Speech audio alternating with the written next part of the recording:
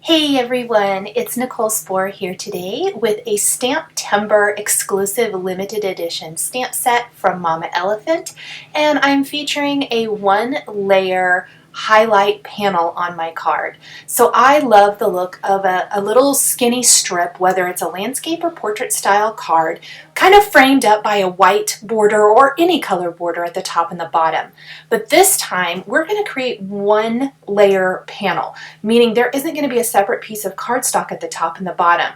With a little creative masking and the addition of some great layering, you get the look of that without the extra bulk, and I'm really excited about that. I'm also very excited about this limited edition exclusive stamp set. This is called Snow Kittens. It is Mama Elephant's trademark adorable critters images. There's also a boy and a girl in this stamp set, so you could definitely use those instead. In fact, I kind of thought I would at first, or I'd use all of them, but as I was playing around with my stamps, I ultimately decided that I kind of would just stick with the kittens for this. So what I'm doing is I'm stamping the images on Bristol Smooth cardstock with ink on 3 fade out no line coloring ink. And then I'm also stamping a mask on some masking paper. This is Simon Says Stamp masking paper. I'm linking to it in the supplies below. I love it. I know I talk a lot about when I'm doing a card that I don't have to mask and how much I love that, which I do, but there are times where masking is necessary and it creates such fantastic results. This is one of those times. You're going to have to mask these images in order not to get them inky. Now, there is a coordinating stamp, or there's coordinating dies. So you can buy the set that has the stamps and the dies, or just the stamp set. There isn't a separate die. STAMPtember sets are often that way. So if you want coordinating dies and you want to skip this whole masking process, you can, but you're not going to get a one-layer card. And this also eliminates that white border. I know a lot of you really don't like the white border on your cards. I get ya, I hear ya, I don't either, but as I've mentioned, I'm a lazy crafter sometimes, and I just don't want to mess with fussy cutting. Well, the fussy cutting isn't so bad here. You can see I've masked my stack of kittens, which includes the snowman kitten, the stack of kittens above it, and the bird. Now the bird is separate from the kittens. I'm not going to worry about inking up the legs or cutting around the legs, I guess I want to say, because I want ink to be there. I'm going to trace those legs with a marker or a pen to draw in that detail. So don't worry about that. But I need to mask the 2 separate kittens, that stack of kittens, and the stack of snowballs. So we've got 4 images from the stamp set here that we're masking. And I'm just going to trim those all out, mask those up, and then I'm using my glass work surface to mask off a landscape border. So I'm just kind of lining it up with the grid on the background, and I'm slightly overlapping so that it appears that all this stuff is sitting in the snow. The white border is going to help serve as a border plus the snow. And then I'm going to mask the top, and you might be wondering why I didn't go above the bird. I kind of like the look of the stack sticking up a little higher than our inked background. So we're only going to be adding the ink in between those 2 post-it tape borders. I am using Reactive inks from Hero Arts. You might have noticed I'm using them a lot lately. I love them. If you are a fan of rainbow crafting, crafting the rainbow, you are going to love these inks. They, as they are called, react with water or other product like that, like maybe a shimmer or a spray. But they react, they blend beautifully, and they come in the colors of the rainbow. I am using THISTLE, Grape Slush, and Blue Hawaii here to create my background scene. Excuse me. And I'm going to work to pretty much ink quite a bit. So I'm using a pretty heavy hand. My masks aren't going to go anywhere. I find if I'm using a foam ink blending tool, sometimes it catches and will pull those masks up. If you are using one of these blender brushes, and they're available all over the place, the particular one I'm using today is from Honeybee Stamps, but I'm telling you right now, you can get them all over. There's so many companies that are offering these. They are fantastic. they have such a smooth application. They blend beautifully. I mean, as far as blending, I think they do blend a little easier than the foam tools sometimes, depending on your paper. But they do blend better on just a traditional cardstock, in my opinion. But I really like them because I don't feel like they catch on the masks. So it just is so smooth. I didn't have to worry about pressing down my masks because they started curling up or anything like that. And you can see I have gone over this several times because I really wanted to deepen and darken and get this really, really pretty blend of those three ink colors. Now I'm going to spritz this with water from a distress sprayer, and then I'm just going to blot it dry here. I don't want that water to sit on the masks. It can kind of eat through them and try to get under them. So something else I want to do to just speed up the drying process, because I'm not quite done with my masks yet, I'm going to hit this with a heat tool and just dry this right while it's on the glass mat. Just make sure it's most of the way dry. That way I don't have to worry that water's going to kind of bleed through my masks or anything like that. I can even go back in, add a little extra ink if I need to. So I added a little more blue there just down near the base.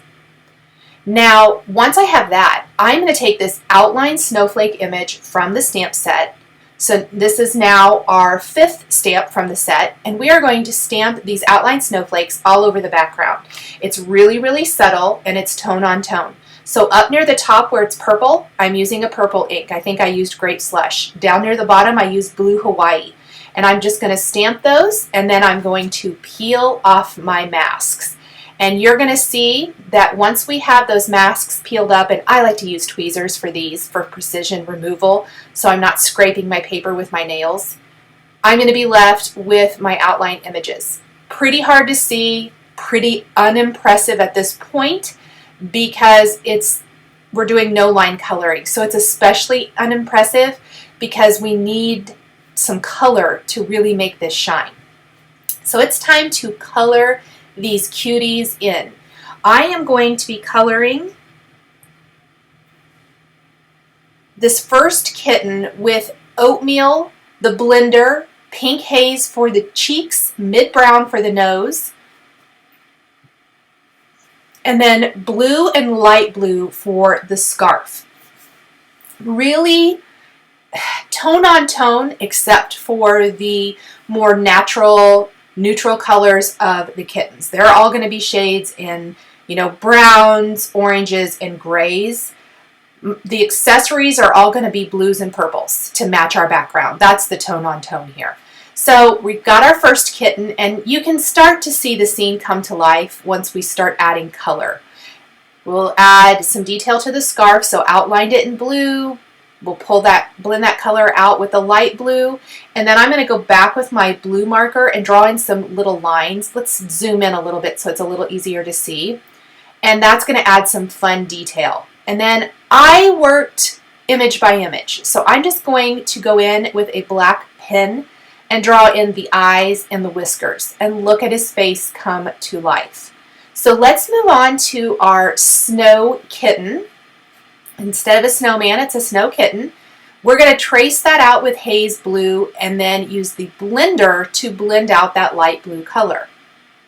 That's going to give us our snowy look. Now this is actually the color combination I will use for the stack of snowballs as well. And I think the snow kitten's pretty unimpressive until we add in the colors for the scarf. And that's going to all be, again, shades of blue and purple. So we're going to do kind of a tricolor scarf where we have blue and light blue in one square, purple in the blender in another, and light violet in the blender in the third. And then we're going to repeat that pattern all throughout the scarf. This adds a really fun, colorful touch. Don't forget the little tassels at the end of the scarf there. I think I did those in a purple. There's some buttons down the front of the snow kitten. We're going to grab a gray marker and color those in. We also want to add in the cheeks just to give it fun character. I added that with pink haze and blended it out with a blender pen. There's those buttons. We've got whiskers, we've got the eyes, And then for the nose, I'm going to use the pink haze again. This is not a traditional snowman, so I didn't do it like a carrot nose or anything like that. And I went with the pink because I really felt like that blended into our card much, much better. So there's the little snowballs. Let's start coloring in our kittens. We're going to do a light gray kitten first. That's going to be the light gray marker and the blender. Pink haze for the cheeks. Gray for the nose. And again, we will draw in the whiskers and the eyes with a black pen. I often will use a black jelly roll pen for eyes on images. I am not today. I'm using this Tombow pen. In fact, this one is called the Mono Drawing Pen. I have these in several different points. This is the biggest point of this. It's the 05, but I will say the reason I opted for this, the faces are really teeny tiny. We've got little teeny tiny eyes, the little whiskers. I wouldn't use the gel roll pen for the whiskers anyway because it tends to kind of glob a little bit, which I don't like. And I don't think anyone would like that. It will ruin the look. But I really was afraid with all the eyes on this card that they would just get too big. And so a pen like this, some sort of a fine detail pen, is probably going to be your best bet. And the faces are super important. That is where the character comes in. That's what brings these cuties to life. You can add all of that cute coloring and blending and all the things. And then once you add that face, it's just like, yes, there is that cute little image come to life in the card. So the stack, as I mentioned, extends above our little masked line. This is something I like because it just draws your eye in. Where this stack is so much taller than anything else on the card, it really kind of helps break it up and eliminate such a wide border. So part of that last kitten up on top's head and the bird stick up above that line. But it's still part of the scene. And I really love that. The bird, we're going to draw in the legs with the mid-brown marker and then draw in the belly with a pale yellow and color in the bird with light blue in the blender and bright yellow for the beak. So a couple different colors here, but I think that makes the bird really pop, and he is still in blue for the most part, so it ties in nicely with our card design. So we are just about finished. Look how cute this scene is coming together. Let's finish our last kitten over here on the right of the card with our light gray blender, pink haze, and then we'll do a little, I think, light violet for the scarf, and do another little stripy design on the scarf. I always like to do that.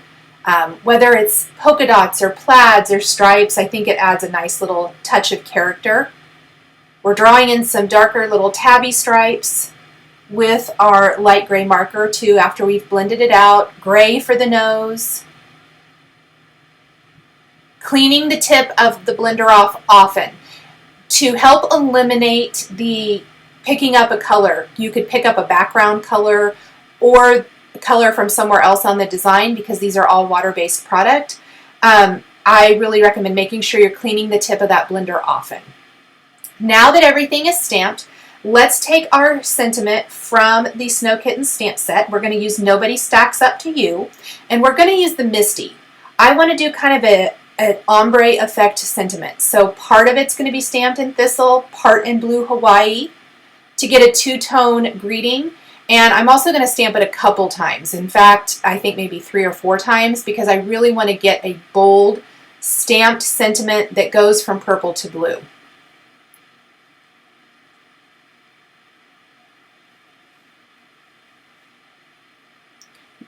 Once we have our little greeting there, I'm going to take the solid snowflake from the set and stamp that all over our border, our highlight panel with clear embossing ink. We're going to sprinkle on white embossing powder, and then we're going to heat set these snowflakes, and that's going to just tie it all together. So now it breaks up the blue of the sky, of that snowy sky, and pulls some white into our highlight panel. I'll stamp a couple more. I'm going to just make a little quick mask there. We're going to heat set those.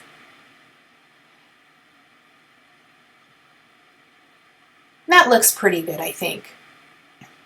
Make sure your heat tool is good and warm before you bring it to your cardstock. And I saw some stray little flakes, and I'm taking a dry paintbrush, and I kind of got close to the camera, sorry about that. And we're just wiping those away. We don't want any of those little stray embossing powder flakes sticking to our images and kind of ruining the look. The last thing I'm going to do for my card design today is I'm going to take the little heart image from the set, and we're going to stamp it right at the end of our stamped sentiment with the ink on 3 no line, fade out no line coloring ink.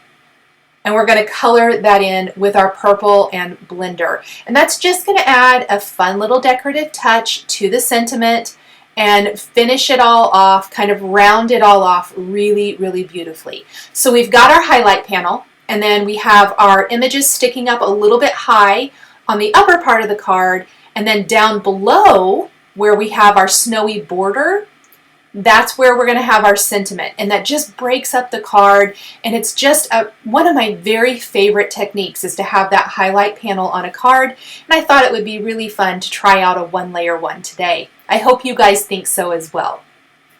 Thank you guys so much for joining me today for this one-layer highlight panel card featuring the exclusive limited edition Snow Kittens stamp set for STAMPtember 2019 at Simon Says Stamp, brought to you by Mama Elephant. The supplies I used to create my card are listed and linked below the video here on YouTube. Here are a couple more videos featuring STAMPtember exclusive limited edition sets that you might be interested in. If you enjoyed this video, I would love it if you'd give it a thumbs up and subscribe to my channel and hit that notification bell to never miss a new card making video. Thank you as always for joining me today, and we'll catch you next time.